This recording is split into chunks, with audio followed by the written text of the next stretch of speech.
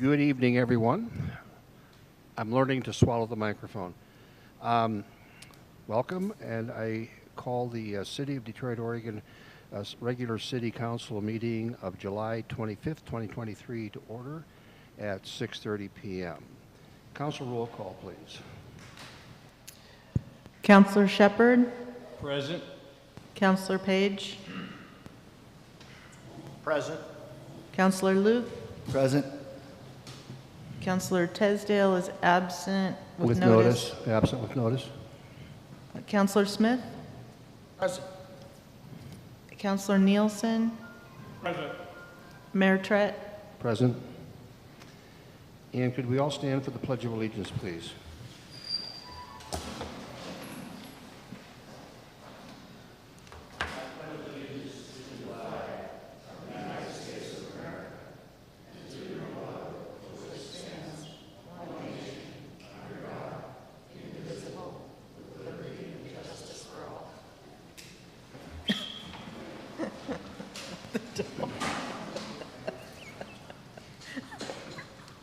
Thank you. Approval of the agenda. Just so council knows, I've taken the STR committee report from staff reports and put it under committee reports. So Nancy, is she here today? I haven't seen her. I do know they met. I unfortunately was out of town, so I really don't know kind of what they approved or got to. So we'll hear from them next week. Do I have a motion to approve the agenda? So moved. Councilor Nielsen moves to approve the agenda. Second. Second, Councilor Page. Discussion. All in favor say aye. Aye. Aye. Opposed, same sign. Abstentions. Motion passes unanimously. Special orders of business. Have none. Committee reports. We just talked about the STR committee. Public comments. This is the time set aside for comments from the public on matters not on the agenda. Commenters are limited to 3 minutes. Time may not be yielded. Questions from the council or staff to commentators shall not be counted against the allotted 3 minutes. We will take public comment on water rate when we get to that on the agenda, just so people know. So does anybody have a wish to address the council on matters not on tonight's agenda? Thank you. Moving along, resolutions, orders, and administrative action. Item A, an easement at 135 Weber in Detroit.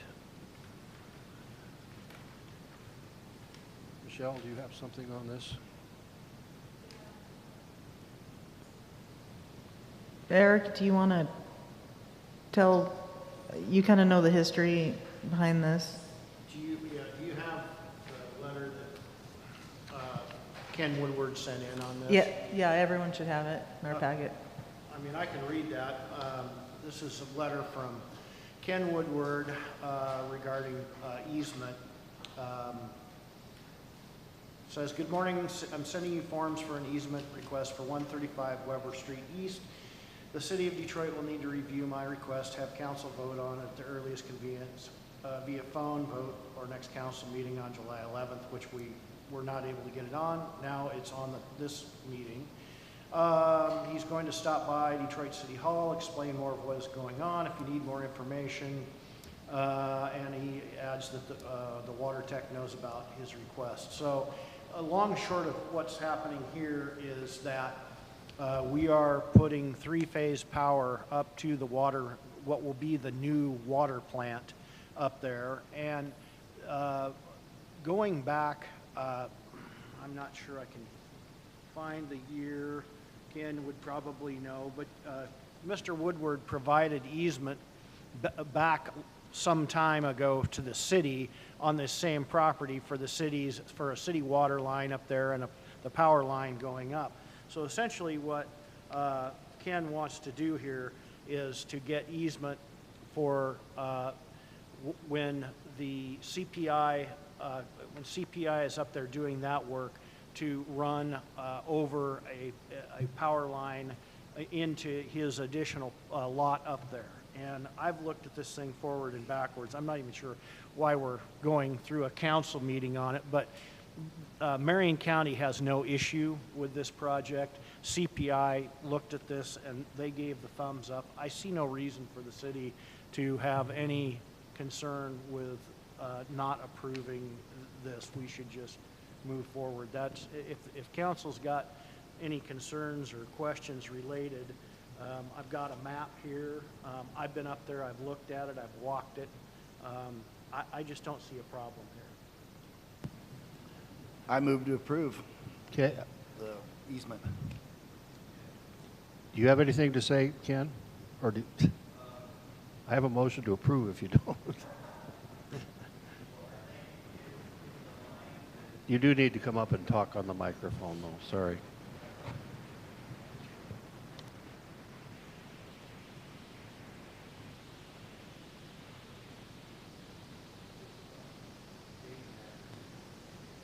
Ken Woodward, 100 Osprey Lane, 115 Weber Street East, and 135 Weber Street East. 135, we're putting electrical onto that property. 100 Osprey Lane is where the easement started for the city to run the power to the facility when they rebuilt the facility. But it runs up through your property that has the water tank on it. What I need to do, make it real simple, is tap into that line. That line will be vacated if I don't tap into it. And it makes it real easy for CPI, for me, to allow, just asking the city to allow me to tap into 10 feet. I just need 10 feet of easement. Go into that line, and when, as Councilor Page has said, when they put the three-phase in there, they're going to disconnect that transformer and that line, but I will have tapped into it, and it will not go across the road. I don't want to go on to the new facility, the property. I don't want to do any of that. If I wait, that's what I'm going to have to do in order to get power to 135. So this makes it simple. It's existing. It's been there, and that's what I, would like the easement rights. Thank you. Any questions? Mr. Councilor Luke? I move to approve the easement at 135 Weber. Have a motion, Councilor Luke, to approve the easement at 135 Weber. Second? Second, Councilor Shepard. Discussion? Recorder, call the roll.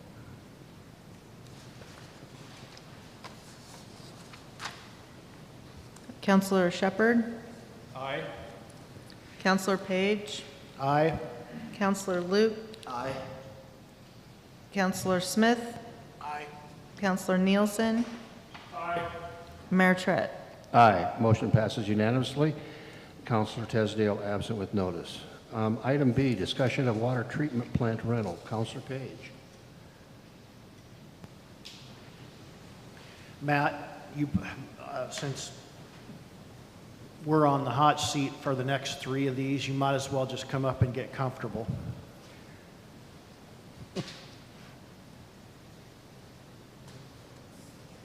Actually, what I'm going to do, we've talked about this a little bit, or thought about this. Matt, because you're a big part of this, I'm going to have you sit here so you can use this microphone. I think it works better than that one so people can hear. And I'm going to move over there. So.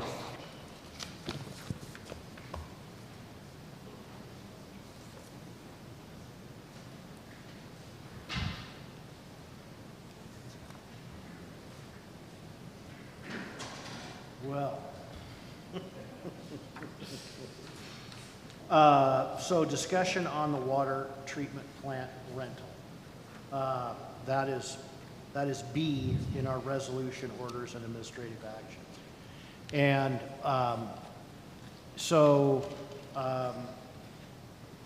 we've got a packet handout in here. And I'm assuming most of you guys got a chance to look at the West Tech packet that was sent out.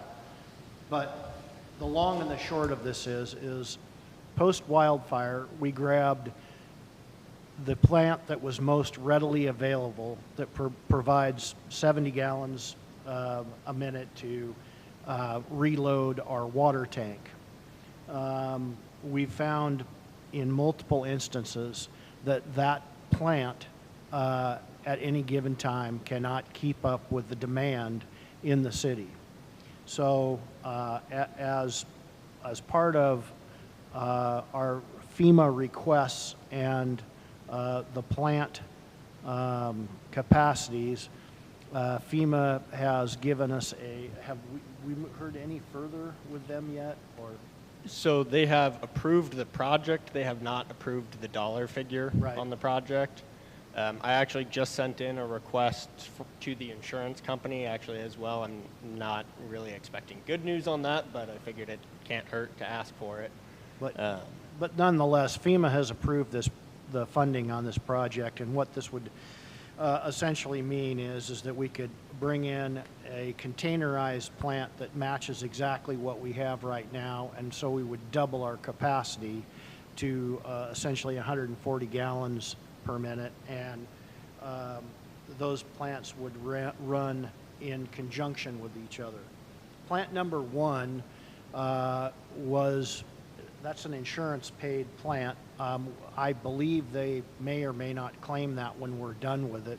Plant number two we would be on a rental basis with them, and you know the idea here is we're going to be throwing a brick, mortar, gravel, and whatever we can at this thing as fast as we can, and the sooner we can get equipment in there and get rid of the rental plant, the better. But at this point in the ball game, if nothing else, just from a fire safety standpoint, having that additional ability to reload the tank, doubling down, I believe is probably a necessary item. I do not want the city to run out of water on a fire situation, and I think that's first and foremost the reason we've been getting by with some restrictions and some different things with the water capacity that we currently have. But if we were to have some sort of a situation with only the one plant, I fear that we could end up in a very bad situation again. So, Right. So where you currently stand essentially is that you can barely scrape by on a busy weekend. We got down to 40% capacity in the reservoir, which doesn't sound bad, but that's very, very low. And that was under perfect operating conditions. There was a lot of tourists in town, or not, I shouldn't say tourists, but a lot of extended stays in town, busy weekend for the city, so that, you know, the city can recoup a lot of that water production on weekdays, but that becomes more challenging on the weekends. If something were to happen, like a leak happens during a busy weekend, or that, you know, residents stay longer than normal, or there were a structure fire, it would put the city in a very, very difficult situation. So that is the reason for doubling the capacity at the plant. so what do you need at this point related to the water plant? Because we've talked about this, and what we actually approved this 3 or 4 council meetings ago. Yeah, I think we're actually good on this because we received authorization to sign that contract. The signed contract is back at West Tech, so they're beginning their preparations right now to package the plant up and ship it out.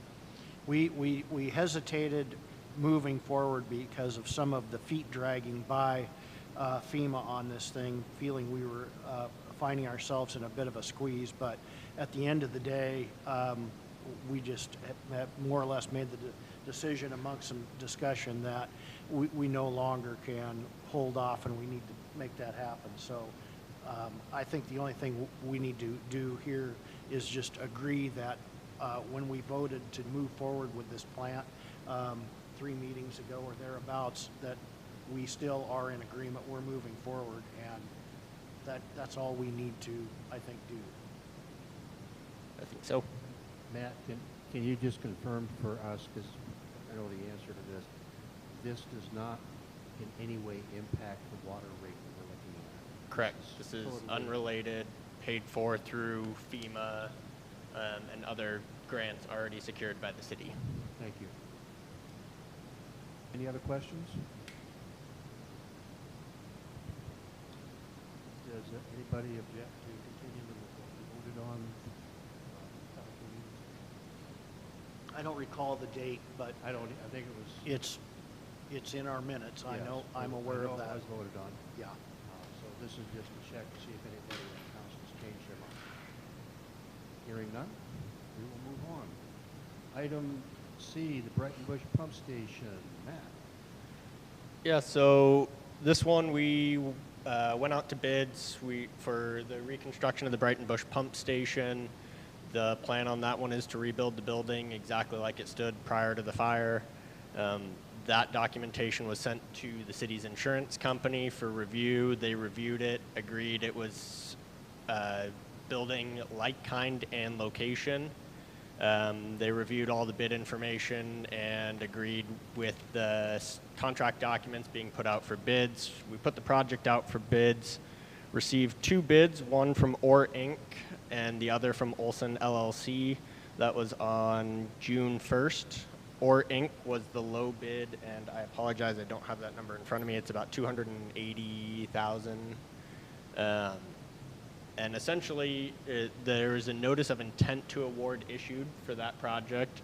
What came up afterwards was that the insurance company, in reviewing the bids, did not like the prices. So they took some objection to the prices, said they did not believe that the bids for that work were reasonable, and did not want to pay. So that kind of put us into about a month-and-a-half long back and forth with them, requesting additional information from Orr Inc., which Orr Inc. provided up until a certain point where they said, look, we're not getting paid for this. Take our bid or reject it. So the insurance company's been reviewing it for the last few weeks, and as of late last week, I received a phone call from the insurance company. Basically, my comment back to the insurance company was, well, you guys need to provide us guidance on this, because we can go out, reject this bid, go out for bid, and hope to get more reasonable bids. That's fairly unlikely, since there wasn't anything necessarily concerning in the contractor's bid. And all that's going to do is incur more cost for the city. So as of late last week, they called me and said they still felt the bids were unreasonable, but were going to recommend to their insurance committee that the actual cash value of the Orr Inc. bid be paid. Which it sounds like, Michelle, you may have received an email on that since then. Actually, I talked to Carol today. Okay. She called to let us know that it has been approved. Okay. They have to go through a couple steps on their end before she can send a formal email, but it has been approved. Okay, so I guess essentially where we're at right now is the bid from Orr Inc. expires on July 30th. So we have to issue a determination that we will either basically sign the notice of award before July 30th. We can tell them we're rejecting their bid, but after June 30th, their bid expires and they do not have to honor their bid. July 30th. Yes, thank you. So really, it just needs to go to council for decision of whether or not you wish to award that project. It makes me a little nervous that we don't have anything formal written in writing from the insurance company that they will in fact be paying that, but it does give me a little bit of reassurance that Carol called Michelle and told her the same thing that she told me. So there's a little bit of risk, but we're kind of at the deadline where a decision has to be made one way or another, whether or not you want to accept the bid or reject it. I would make a motion to award. Have a motion, Councilor Page, to award the bid to which company? Orr Inc. Orlick, okay. For the Brighton Bush Pump Station project. Do I have a second? Second. Second, Councilor Smith. Michelle, can we request Carol maybe send us something email-wise in writing that says they've approved it, at least that much? Well, that's where she can't do it until they have approvals on their end. Thank you. Yeah. Any discussion? Mayor Tripp, Councilor Luke. I'd like to vote for this myself, but what if we don't get approval? then we've committed to, how much, Matt? 280,000 and some change. I'm not putting mine on the line based on a phone call. I can't do it.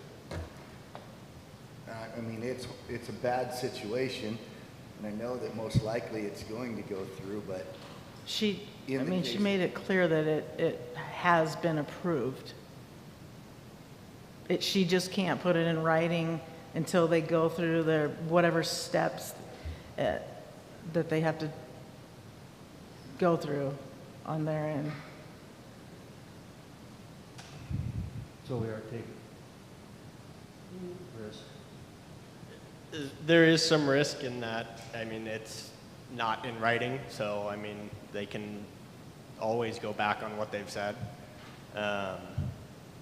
Well, if you don't mind, I'm going to give you some other side to this. First of all, currently the Brighton Bush Pump Station, one of our 2 water sources, is exposed to the elements. And every day that it sits out there in the sunshine, and every day we delay, if we delay on this and we lose this bid and it jumps up, we're right back in the negotiating point. And at the end of the day, we've got to get the Brighton Bush Pump Station reconstructed no matter what. I mean, that's just part of the city's water.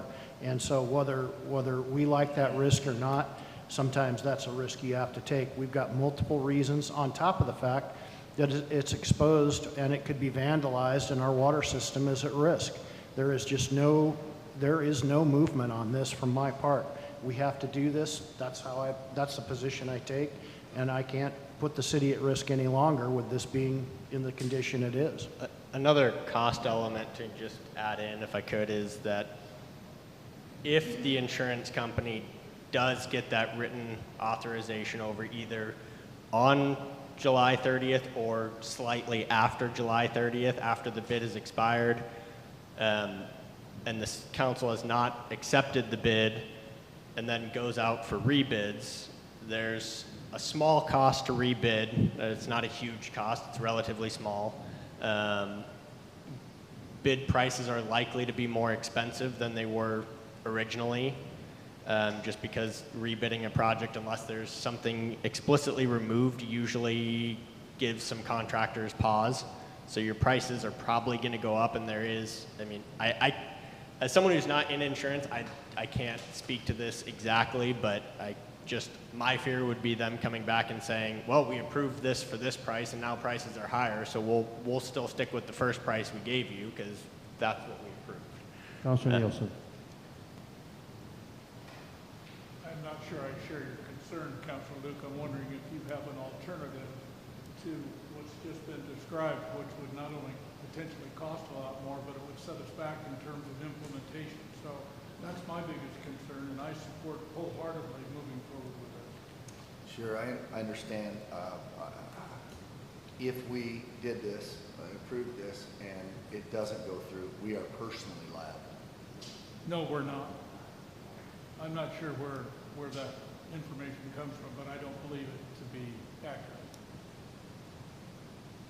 My understanding is, and I've been to a lot of workshops, where we'd be personally liable is if we knowingly did something stupid. And Understood. this isn't knowingly doing something, this is working on best evidence that we have. And I've been to a lot of workshops where they explain that in depth, where that is there, but it has to be something that we almost. Understood. Yeah. That's that's been my main concern Yeah. with the way that our charter is. And so if that's not true, then I don't have a problem with Okay. taking that risk. Councilor Nielsen? We have a motion and a second. Yeah, I have one more question for Matt. Again, I'm going to ask you Well, the same. don't we need a second before we discuss? Okay, I have a motion, Councilor Page, second, Councilor Smith, correct? Okay, discussion. Same question on this. This does not in any way impact what we're doing water rate-wise. Correct. This would be funded entirely through, well, assuming that the insurance company honors their phone call, this would be funded entirely through the city's insurance company. Thank you. Further discussion? I call for the question. Recorder, call the roll.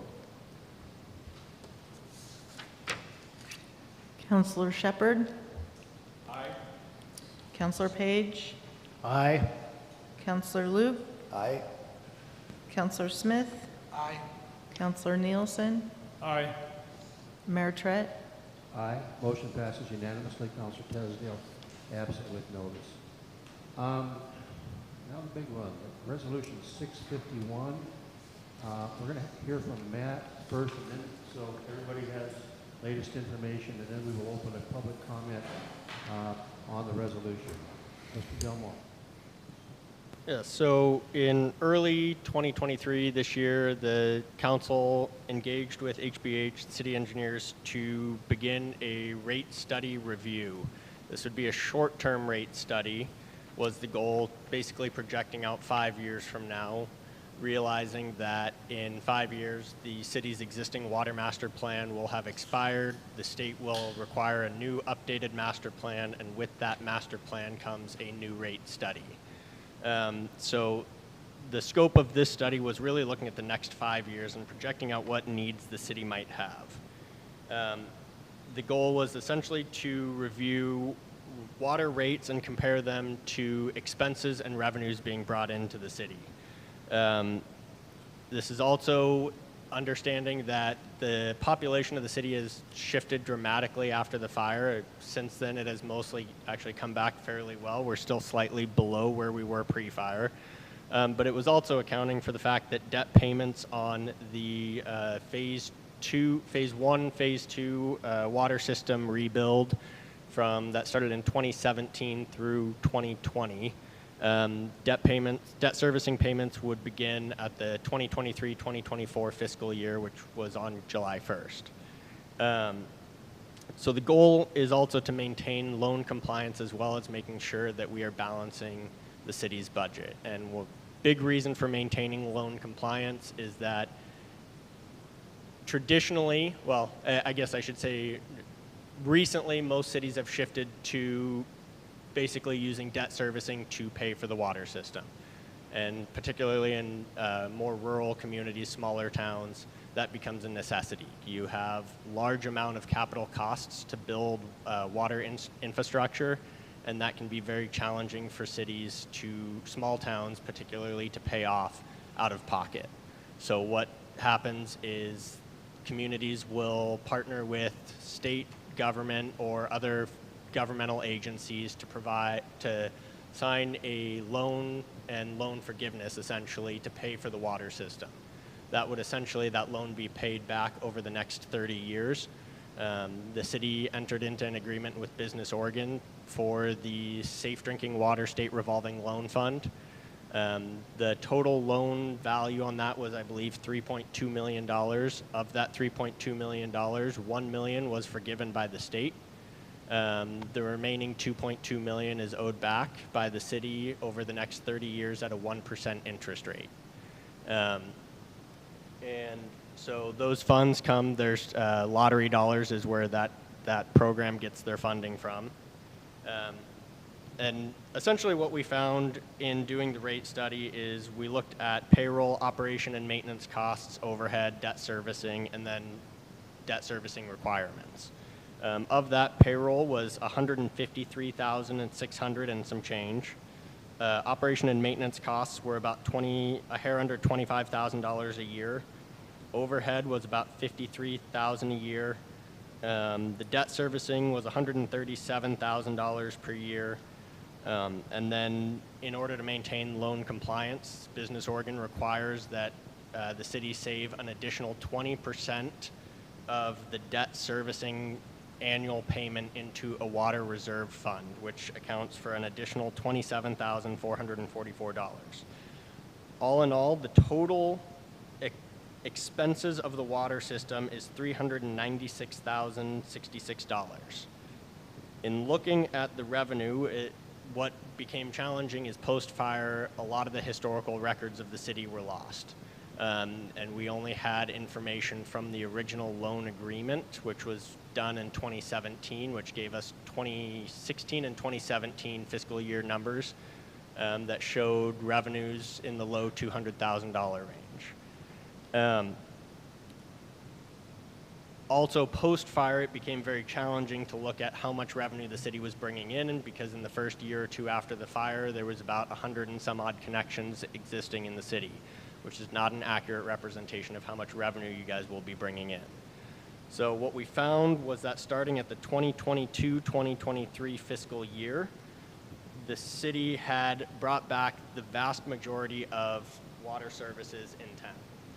I believe we were roughly 18 connections in total shy of where the city was prior to the fire. Projecting out the revenue, at that time we had 8 months of revenue to work with. Projecting that 8 months into an average rate over the 12-month span, which did include summer months.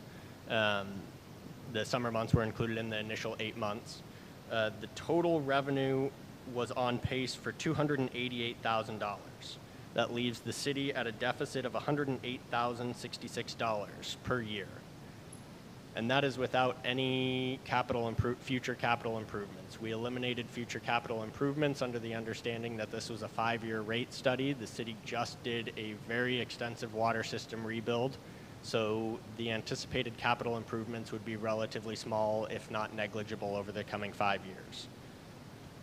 So, after a lot of discussion back and forth with council, number of workshops, work sessions, and then a couple of council meetings, a proposed rate study was, or a proposed rate structure was, well, is in the council packets in resolution number 651. Roughly, that saw about a 40% increase in residential water rates and about a 60% increase in commercial water rates. It did establish a zero user water rate that would maintain the existing water bill, and in order to qualify for the zero user rate, a user would have to use fewer than 250 gallons per month for 12 consecutive months. Now, we received a number of questions from residents, particularly ones who are not here full-time, about why water rates are, why there's not a step-down charge for people who are here part-time. And it's a very good question. It's one we get very commonly, especially in towns where there's a lot of part-time residents. And what I wanted to kind of show on that is that really the rate structure that was proposed right now is a fairly equitable way of doing that. And the reason for that is, of the city's current expenses, about a third is in payroll, or sorry, not payroll, about a third is in payroll, a third is in debt servicing. Essentially what it comes down to is you've got about 80% of the water system costs are fixed. That is your debt servicing, that's your capital cost to install water mains to residents, that's your city staff salaries, that's maintenance costs. That's basically all costs outside of actual operating costs, which is relatively small at pretty much just chemicals. So the vast majority of the water system cost is just to get pipes in the ground. So if we essentially were to have a step-down charge for people who are here for 1, 2, 3, 4, 5 months out of the year, essentially the share of the initial capital cost is being disproportionately put on full-time residents, which is why that is spread equally through a base rate, base fixed rate for all residential users. And those numbers right now are for being proposed are for a 3/4 inch residential connection, $85. For a 1 inch connection, it's $135 a month. For a 1.5 to 2 inch connection is $215 a month. I will say that the city doesn't currently have any 1 inch, 1.5 inch, or 2 inch residential connections currently. They're all 3/4 inch. So for all current residents, it's $85 for a 3/4 inch connection. And what that gets is a 6,000 gallon allowance per month. And for each 1,000 gallon over 6,000, the water rate would be $4 per 1,000 gallons. Another question that was asked is whether or not that could be cut in relation to part-time residents is whether or not the allowance could be spread across the entire year. And again, that similarly goes back to the point of capital cost to install the water system. Unfortunately, the water system as installed has to be designed and built for peak instantaneous use. That is for when all residents are in town. If there were a way to essentially turn down costs when residents leave, that would be done. Unfortunately, the initial cost is what is costing the city money. And I also want to emphasize that it is very important to maintain loan compliance. Business Oregon suspended the loan requirement of 20% in a reserve fund per year in the 2 years post-fire. However, that is going to be reinstituted. They did not say officially whether or not that was the 2023-2024 fiscal year. However, they did say that the suspension did end at the conclusion of the 2022-2023 fiscal year. So the risk of not maintaining the 20% of debt servicing cost is that the city may not be able to get loan funds for capital improvements in the future. And what that means for a city is that you cannot pay as you go anymore, or you cannot pay through debt servicing. You would essentially have to pre-fund all capital improvements within the city, which means that also you're not going to get that loan forgiveness. In this case, it was $1 million from the from the state government. So not being able to go through debt servicing through the state and federal governments would in fact actually increase water rates further. So I would highly recommend maintaining loan compliance going forward on this. Hey, Matt, just so everybody understands, there was 3 projects that became part of that original $3+ million. That was phase 1 of repiping, phase 2, plus all the water meters were replaced. So all 3 of those items are that, and then $1 million came off the top from the state. So the loan is 2.2 because of new pipes in phase 1, phase 2, and new meters in the ground. Mayor Trett? Yes. And just so people out there, if you didn't see that, we have those graphs on the outside on the table there. If you didn't pick one up on the way in and would like to, that's kind of what we're using. Councilor Luke, thank you. A couple residents have texted me they're trying to watch the meeting on YouTube and they've got audio but not visual. So, And that's,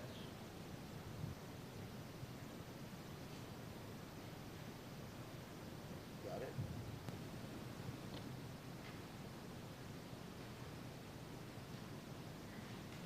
at this time, I will open the public comment period on the resolution. Mayor Trett, Oh, can I actually add Sure. one other piece to that is, as part of the rate study that HBH did, we originally had actually recommended a little bit higher reserve fund, and that was 20% of O&M costs as opposed to 20% of debt servicing costs.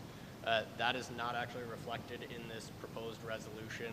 The proposed resolution brought that number down to purely maintain compliance with the loan, which is about, I want to say, $15,000 to $20,000 per year lower, with the intention that hopefully we'll get a little bit better data, more residents will come back, and that will essentially take care of that higher recommendation. So it is actually a little bit lower than the initial recommendation was for. Okay. So at this time, I will open the public comment on Resolution 651, the water rate increase. This is time for comments from the public on the item. Commenters are limited to 3 minutes. Time may not be yielded. Questions from the council to staff or commenters shall not be counted against the allotted 3 minutes. And Councilor Smith has agreed to do the timer because my phone isn't here. So is there anybody here who would like to address council regarding Resolution 651, the water rate increase? Okay, come up and turn on the microphone with name and address, appreciate it.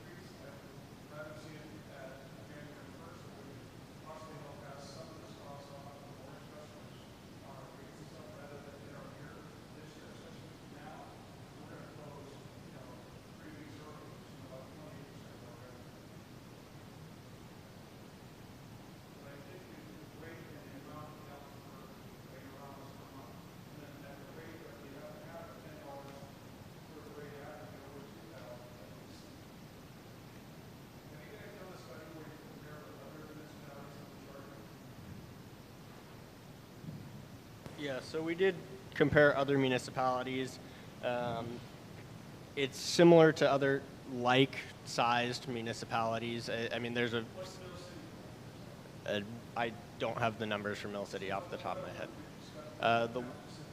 The one we looked at was Depot Bay, which was actually in part because we had explored an alternative structure that switched the city to an EDU basis that was later decided not to be moving forward. So.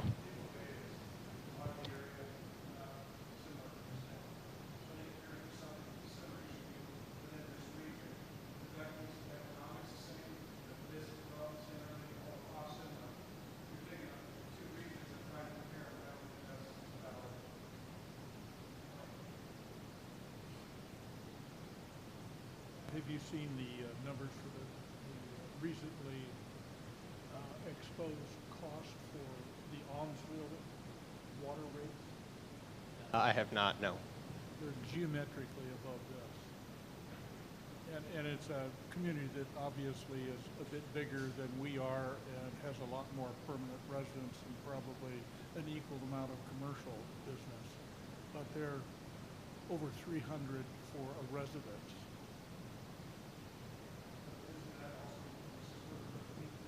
That's a good question, and I'm not sure.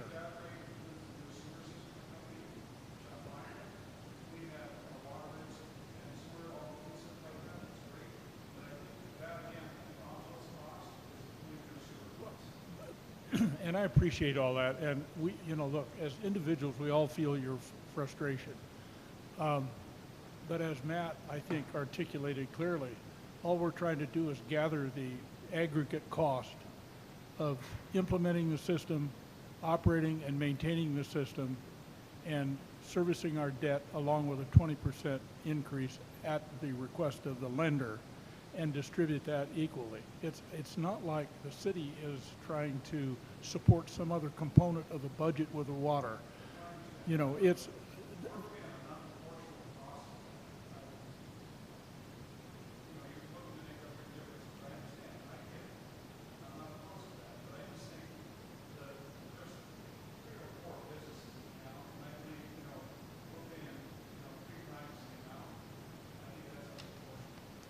so was the business rate up 60% with residential 40%?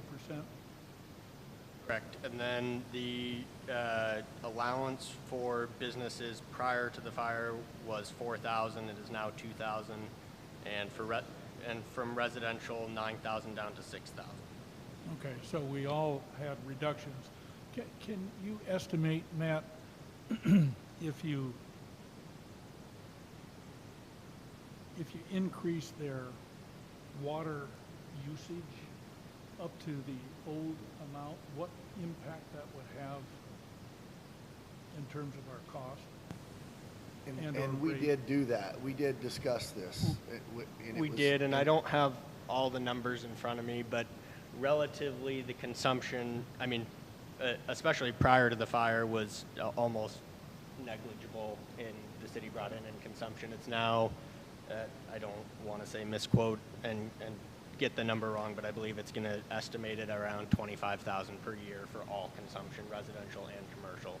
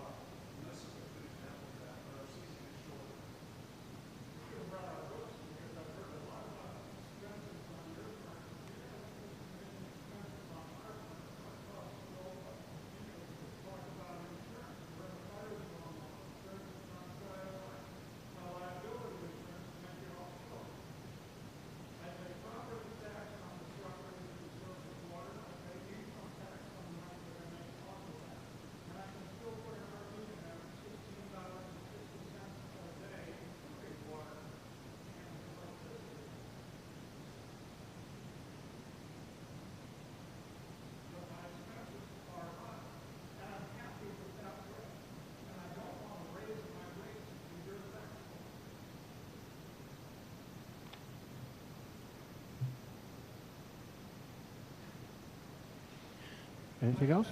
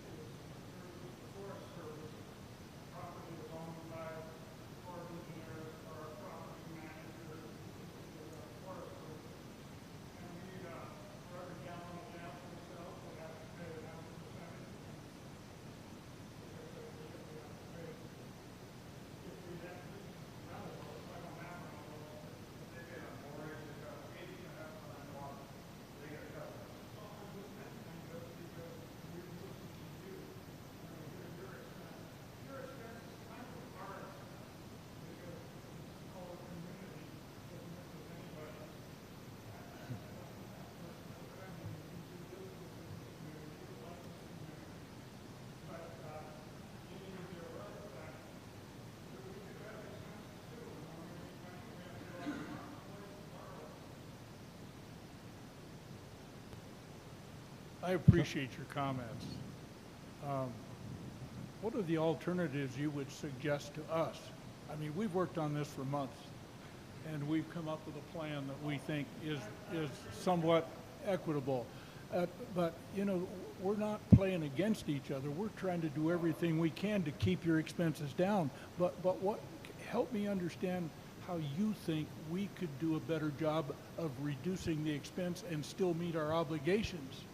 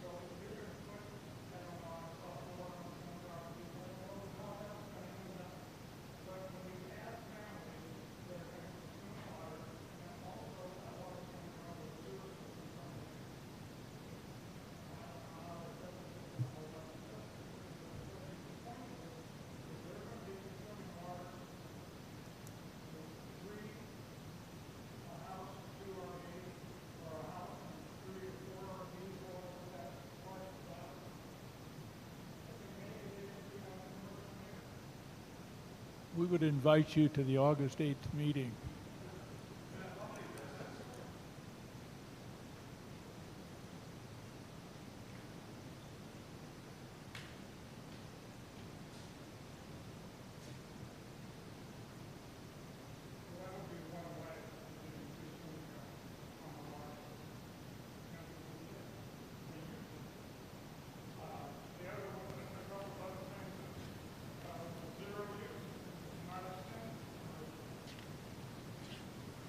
I do have that number on one of these pages.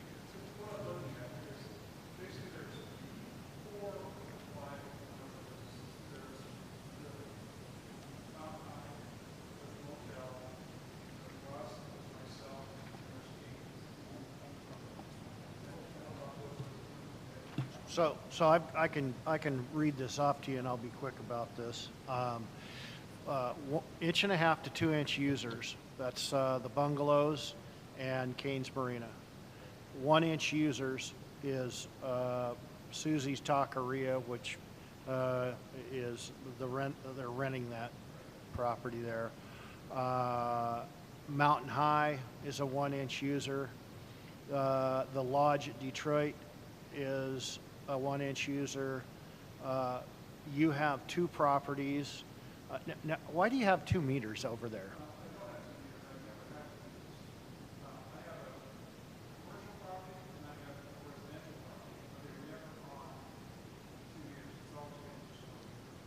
Okay. So you have a 1 inch meter, and then we've got the Bradford RV Park 1 inch meter. So 210 Forest, which is Connor's Barbecue, is a 3/4 inch commercial meter. 215 Forest, which is Frontier Communications, we're probably getting nothing out of them. 105 Brighton Bush Road, that's the River Run gas station, 3/4 inch commercial meter. 100 Detroit Avenue is Russ's Place, and then Frank Morris's RV Park on 100 Brighton Bush Road is 3/4 inch meter. That's what our commercial system currently consists of as far as signed up users.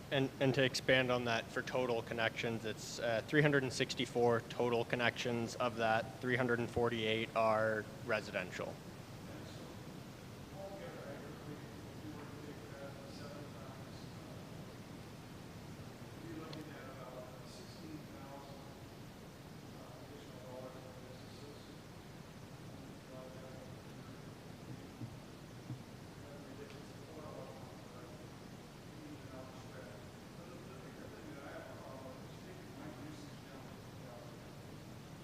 So,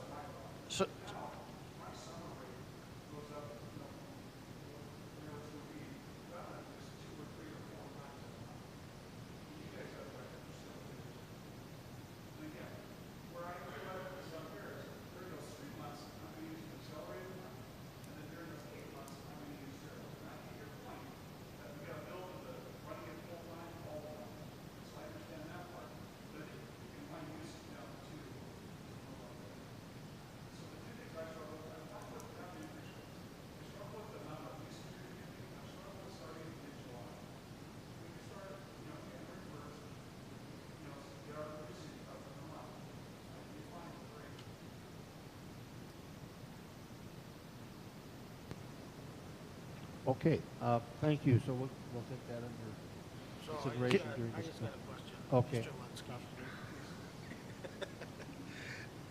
So if the gallons remained, say at the 4,000 mark that they are now, that would help ease the pain? Is that kind of where you're coming from, the 4,000 mark and not like a 3, but like a 4,000?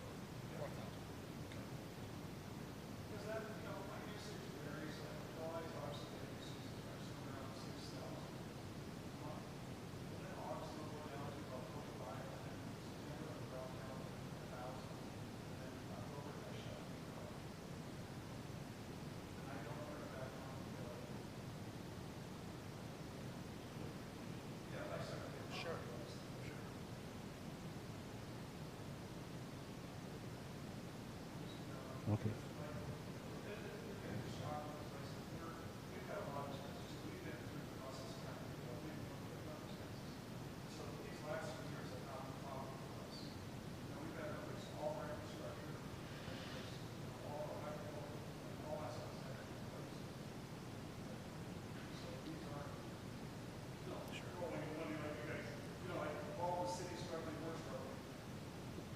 we're all in the same bucket. So did you do any math on just taking the commercial extra gallonage out? Take that out of the discussion. So did you do the math on what your increase for the year would be for your base rate? Did you run those numbers?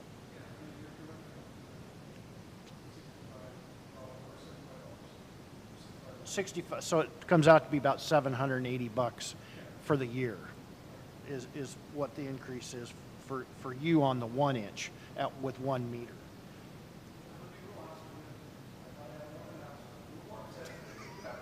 Okay.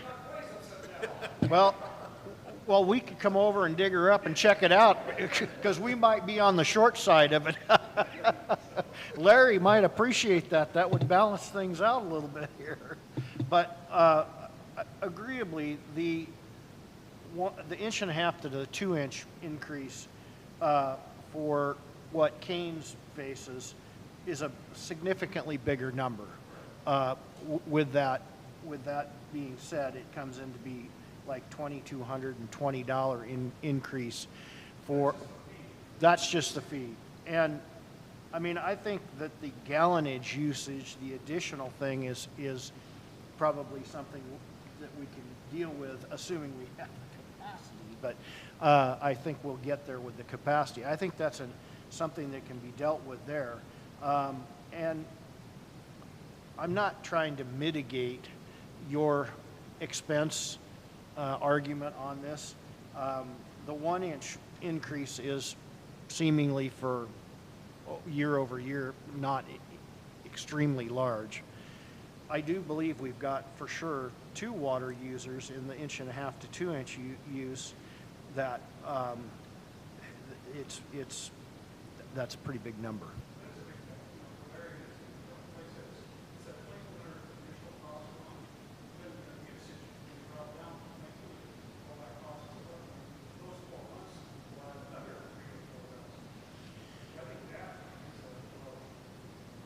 I mean, at the risk of dragging this along, Matt, any longer, although we really have to get this thing nailed down, I would like us to have one more conversation and make sure we look through this thing real hard and see if there is any balancing act left at all which we can play with. We know we have to be in compliance. If we have a blowout in town on one of the lines that has not been replaced, which there's a couple of them still, and I'm talking main lines, we could blow out $500,000 in repairs overnight. So we have got to make sure that state money is available to us. And I mean, that we just have to do that. But I mean, is there one more wave on this thing? I think is only reasonable by us having a work session. So yeah.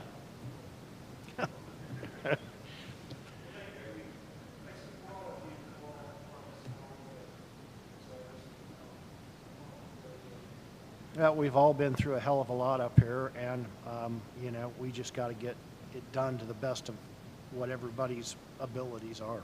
So, agreed. Great discussion. Thank you. Thank you. Okay, yeah, well, instead of the thing, if there were questions. And we did have questions. Is there anyone else who would like to make comments about Resolution 651, the water rate increase? There you go. Well, your name and address, please. Thank you.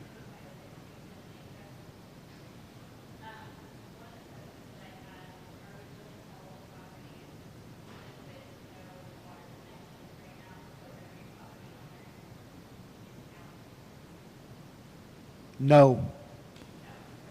No, if they do not have a meter, they're not getting billed.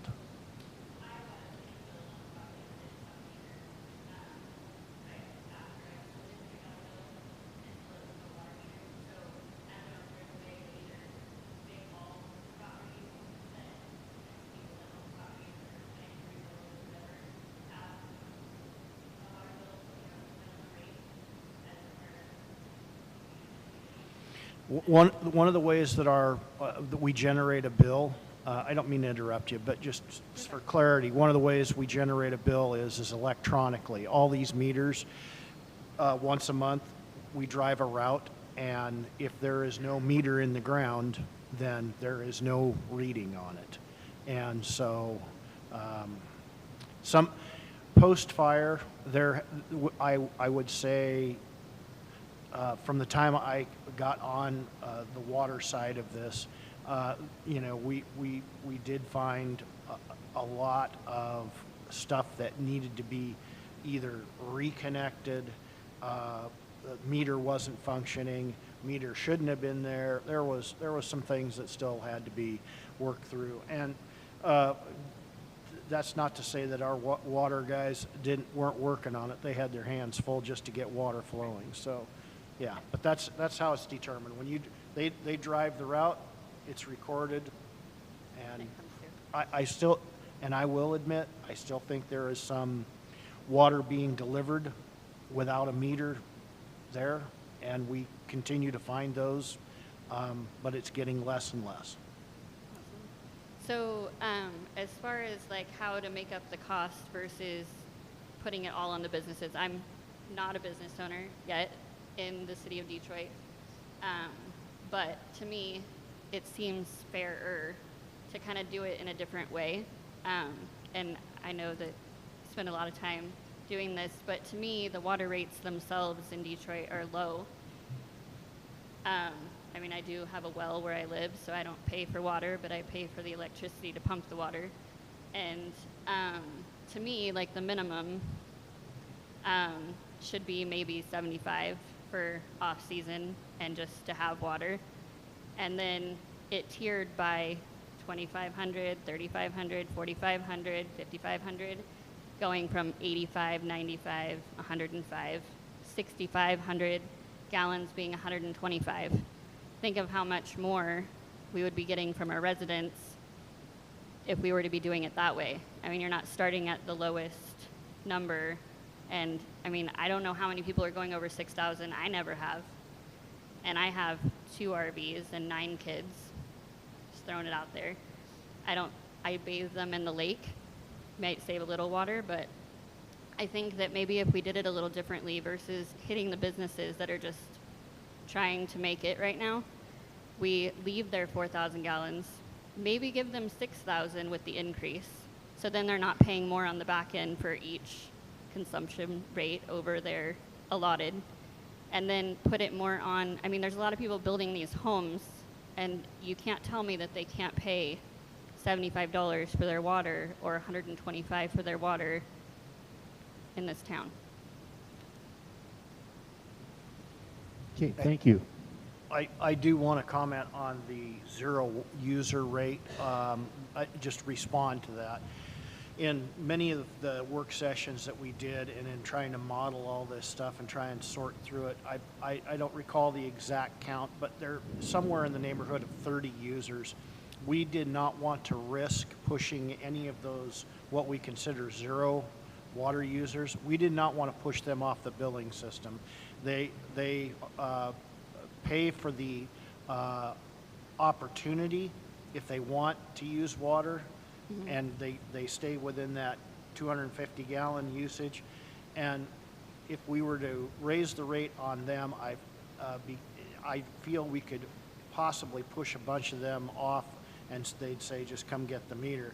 That would also change this model and turn it back upside down. So that's why we chose to stay At the 60 for at the the off 60 rate. for that. So say that you leave the 60 and then you do the rest at maybe starting at 75, the highest being 115. That's still an increase in what you're currently doing. And what was my other thought as you were saying that?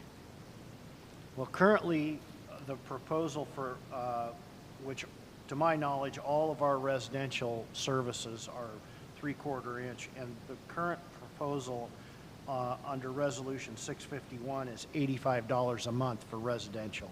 Right. Yeah. So I'm saying start at $85 for residential at 2,500 gallons. And then go to 95 for 3,500, 4,500, like have it be tiered all the way up to 125 for 6,500. And again, I don't know how many go over the 6,500.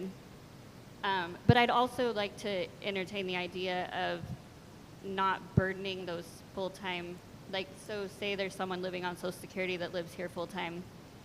I don't know, like having some type of a grant or a fund that's put together to help subsidize their cost, so we're not hurting them in the process. Because like I said, there's plenty of people putting $1 million homes up here that can afford that $125 for 6,500 gallons, or, you know, may only be using 2,500 and would be at the 85. And in the off season, if you wanted to do the 60 or have those, I don't know, grandfathered at the 60 and have the new rate be for all new as 75. Okay, great, thanks for, that's fine. Great, thank you very much. Anybody else wish to comment?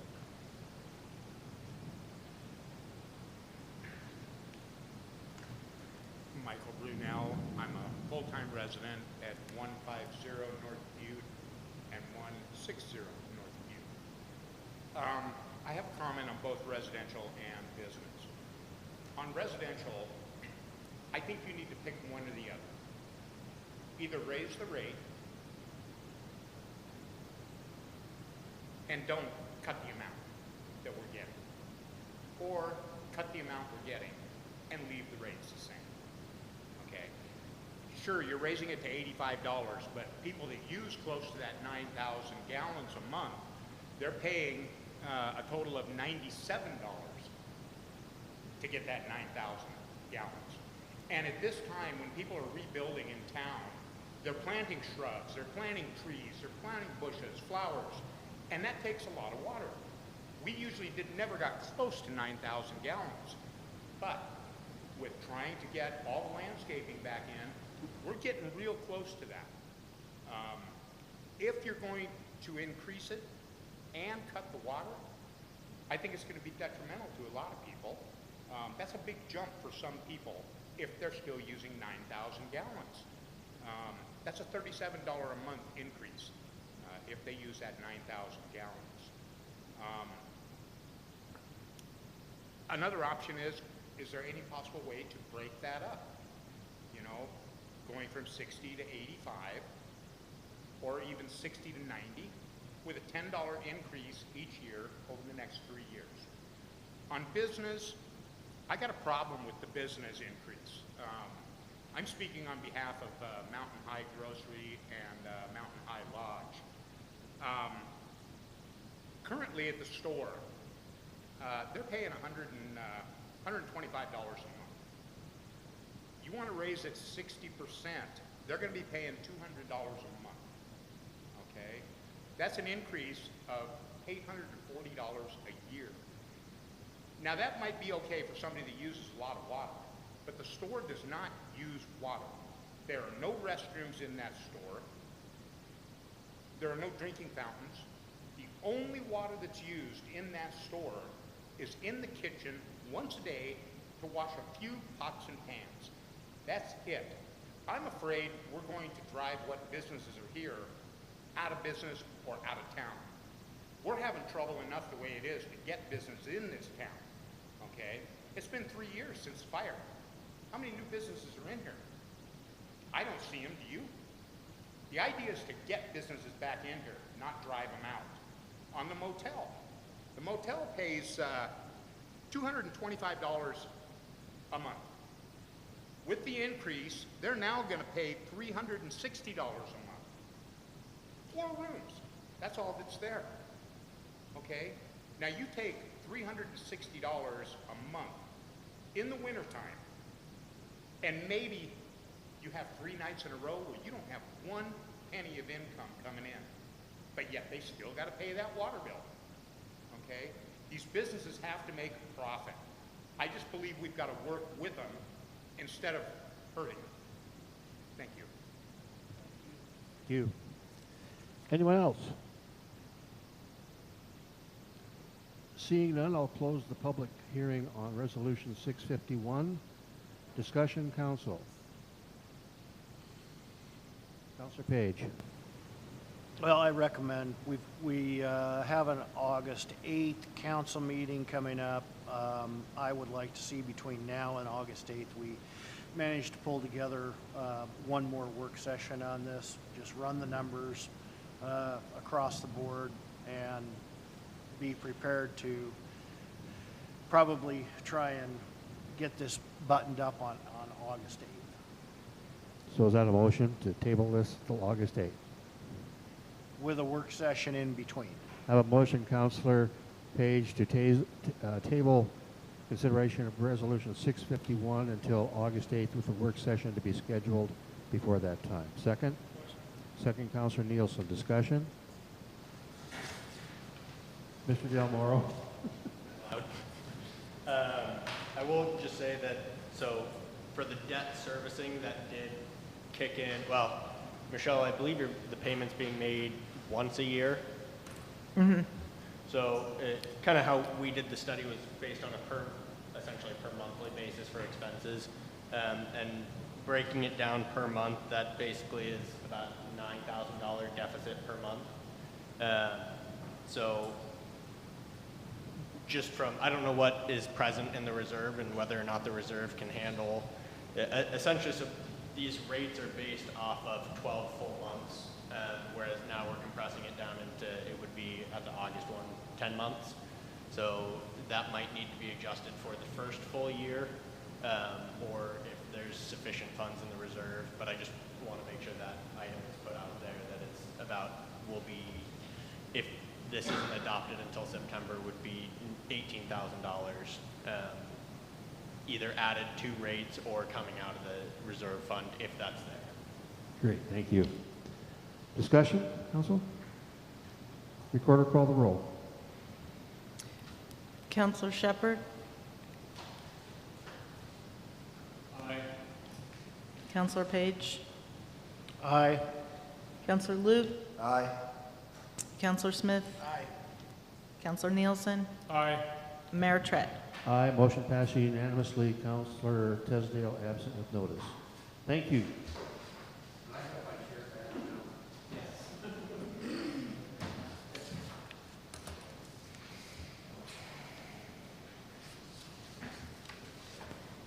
Don't run, Matt.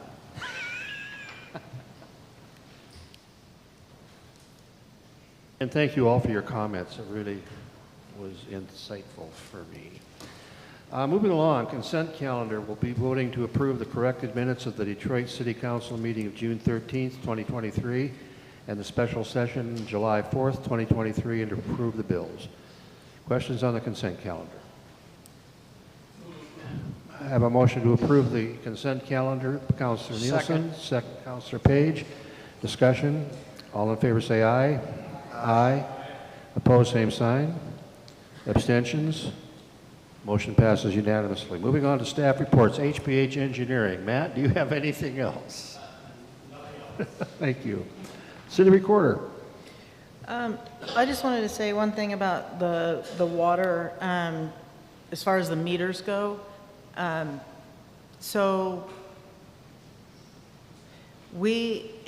if it's an undeveloped property, there's no charge for water. But what the council decided, whenever that was, to start billing, we billed anyone who had water prior to the fire.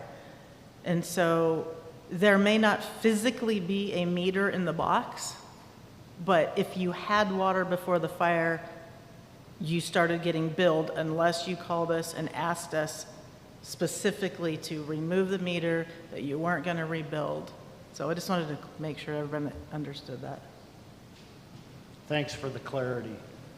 That's spot on. Michelle, just, I do have one comment there. We talked about having, because we have a commercial and a residence.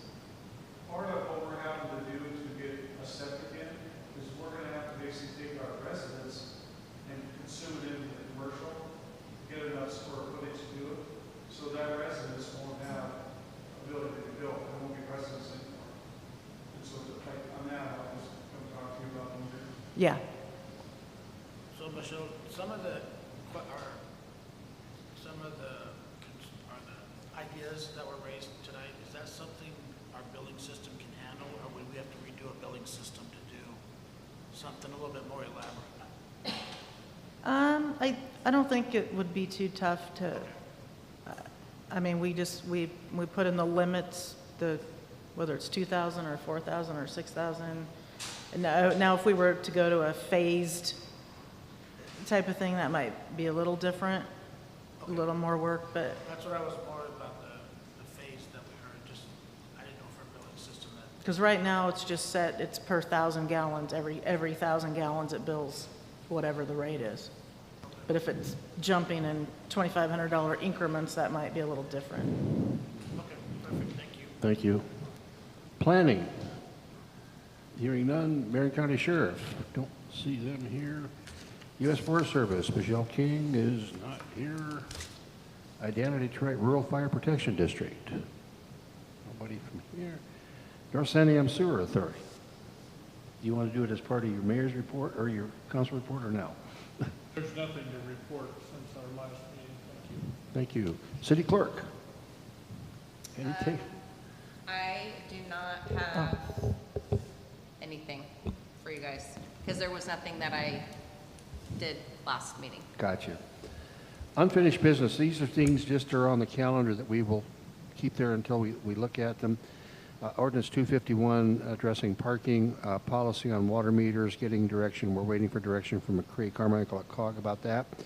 State camping ordinance, that really has more to do with what's going on statewide with the homeless issue. I've been kind of told by an attorney who is working with the city of Grants Pass, who's involved in a huge lawsuit about homelessness. We don't really have camping ordinances, so we really don't have anything to worry about, but we'll stay on top of that. City Hall rental fees, we're still working on that. And that would be for the rental of this chamber and the small conference room, not the gym. That's DLF's property. And then we're still working with the county on the marina excavation for a resolution from that. So takes care of unfinished business. Council reports. Councilor Shepard. Had a meeting today with, pre-construction meeting today with Jesse Rodriguez, company out of Salem or Silverton with Matt DeMorrow. We went all over the East Forest Avenue project. And also I would like to do more striping in town this year, but going to need some funding. Also, I would like to crack seal the main street, which is all the way down to Sandiam, which would be about a 2,000-foot run. And if we do have a working agreement with ODOT, but the highway comes first with them, and if they have time and they're set up to do crack sealing, they could actually do it cheaper than the contractor. So going to see if we can get that going. I'm not sure if that'll work out, but it's worth a try. And then we're going to put a street light in that dark cul-de-sac of Milgar Court here in the near future. That's about it. Thank you, Councilor Luke, or Councilor Page. Nothing left to report. Thank you. Councilor Luke. The roof repairs have been completed on the bathroom, so have the faucets in the women's restroom repaired. The repairs on the doors are scheduled for this coming week. I'm getting a bid for repairing the internal cracks and painting that's happened from the leaks and the freezing. I sent an email to everyone with the proposal from Septec.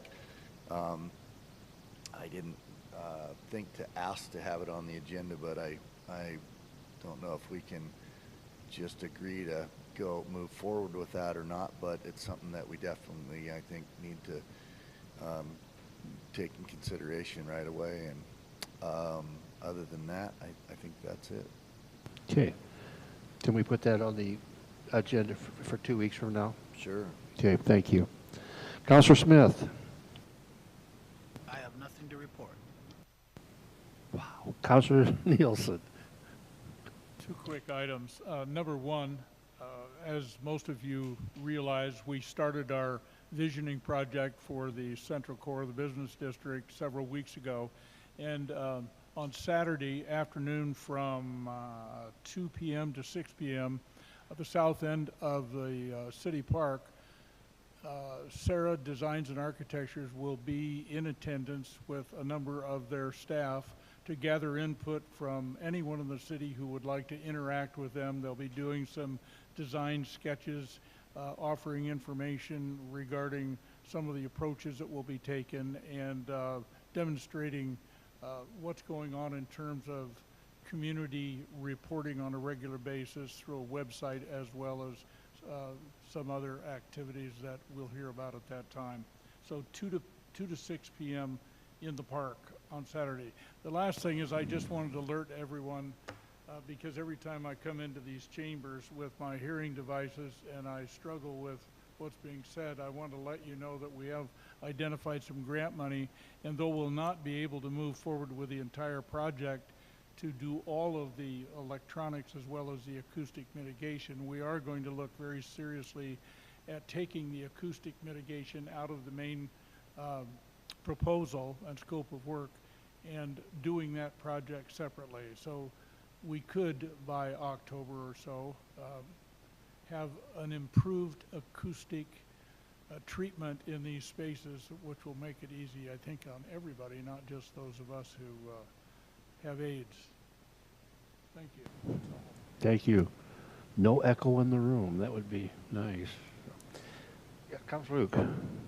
I forgot one item. The drinking fountains at the bathrooms are proving to be quite a nemesis. We can't find the model numbers anywhere on any of the valve systems. We've got 2 different suppliers with many pictures to them and the manufacturer's name. What I was told yesterday was they're most likely discontinued, but we're still looking this week. We may have to actually replace the entire units. Thank you. So, Mayor's report. I really don't have a lot to report on this month. Some stuff going on next month, but go from there. Moving along to other business. Hearing none. Upcoming meetings. The next regular council public hearing will be August 8th, 2023 in the City Hall chamber. You have your... Well, let's do that online. Can you give me the date?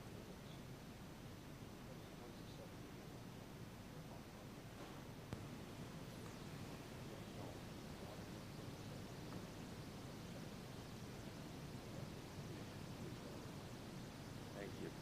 So, again, upcoming meetings, regular council public hearing August 8th, 2023 at the Detroit City Hall. And then our second council meeting, remember last month, if people were here or watching, we decided to go back to 2 council meetings a month just because things are happening so quickly. We thought that would be a good idea. So we're going back to a second regular council meeting August 22nd, 2023 at 6:30 here at City Hall. Do I have a motion to adjourn? Yeah.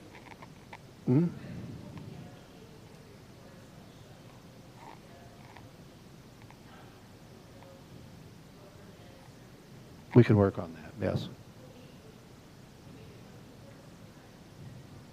We'll work on that, yes, for sure. Thank you. Do I have a motion? Do I hear a motion to adjourn? Councilor Smith moves to adjourn. Second? Second, Councilor Page. All in favor say aye. Aye. Aye. Opposed, Aye. same sign. Abstentions. We are adjourned at 7:54 p.m. Thank you all.